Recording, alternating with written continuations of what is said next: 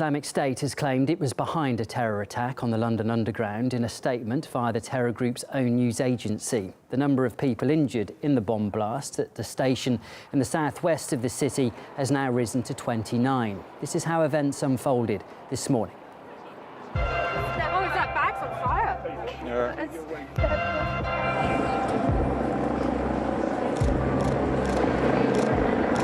Some sort of minor cuts and bruises, I'm sure. Others clearly with burns to either their face or legs. Any guys, can you just move out of the way, please?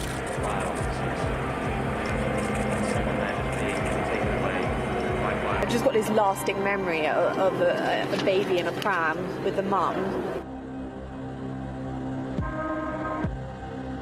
The matter has been declared a counter-terrorist related incident. And within the last few minutes too, Prime Minister Theresa May has raised the UK's threat level to critical, meaning another attack could be imminent. The Joint Terrorism Analysis Centre, that's the independent organisation which is responsible for setting the threat level on the basis of available intelligence, has now decided to raise the national threat level from severe to critical. This means that their assessment is that a further attack may be imminent.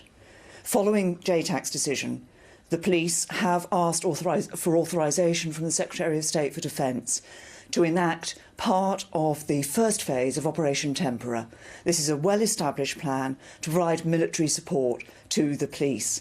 And for this period, military personnel will replace police officers on guard duties at certain protected sites which are not accessible to the public. We're still outside Parsons Green tube station, which is just behind me, behind that cordoned off area where journalists have been parking all throughout this morning when after an explosive device went off inside one of the trains on the district line at 8:20 a.m. this morning. This device detonated partially, raising lots of questions about whether or not more damage could have been caused had it exploded fully. We do know that a manhunt is currently underway. Officials have not made any statements in terms of possible suspects or arrests having been made quite yet.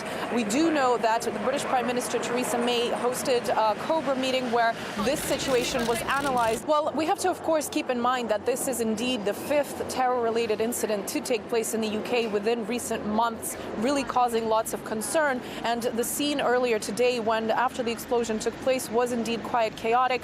Eyewitnesses had described it as a, quote, stampede when people were trying to get out of the tube station. It has to be said that throughout London it was reported earlier today that as many as 250 people were evacuated, not in relation to this incident, but certainly 22 people had been taken to hospitals, including children, and this is what eyewitnesses have been saying earlier today. I remember is the sound, explosion sound, and I was literally sit next to the explosion carriage. I see people jumping over like at the train station, the top part, jumping down into the stairs, jumping into other people.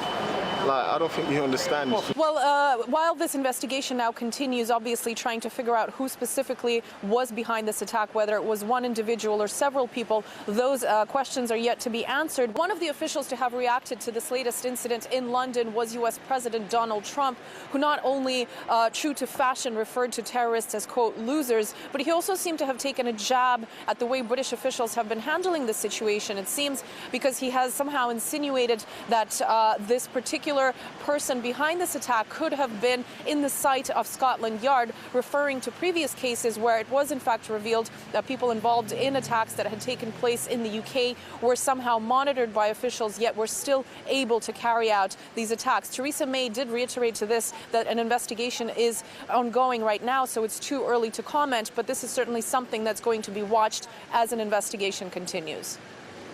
Well, earlier I discussed the incident with former UK policeman Peter Kirkham, and he believes that the authorities don't currently have the manpower to work effectively. It's almost impossible to prevent these sorts of things whilst there are people there that wish to carry them out. It's incredibly difficult to do everything, and that's at the best of times.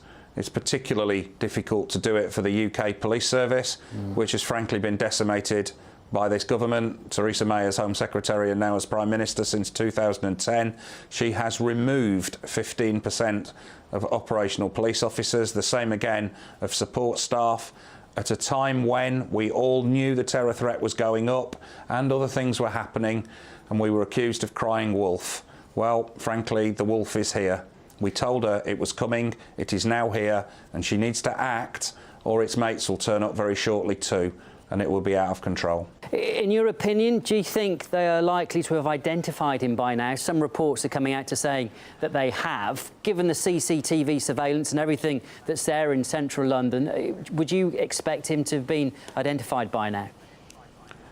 If it was my investigation, I'd be very hopeful that I'd have an image of them by now. Whether or not I've been able to put a name to that image would be another matter.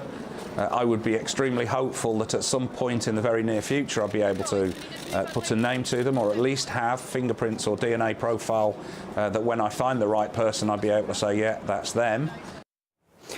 Well, the EU's anti-terror chief did say earlier this month there could be 25,000 radical extremists in Britain at the moment. That's more than any other European country. 3,000 of them are considered to be direct threats to the UK by the intelligence agency MI5, and 500 are under constant surveillance.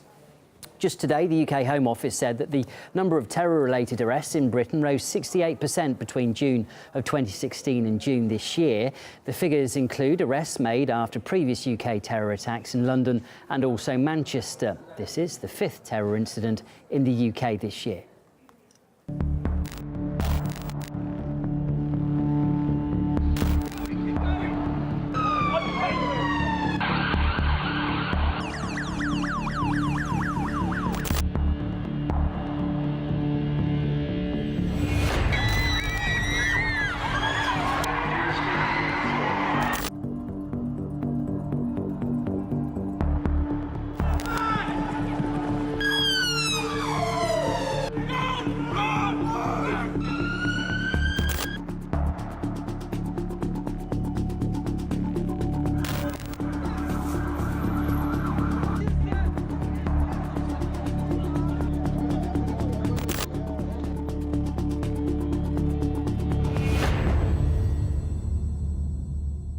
Counter-terrorism expert Dr. Lewis Harrington told us that there are particular features about this latest attack that are concerning.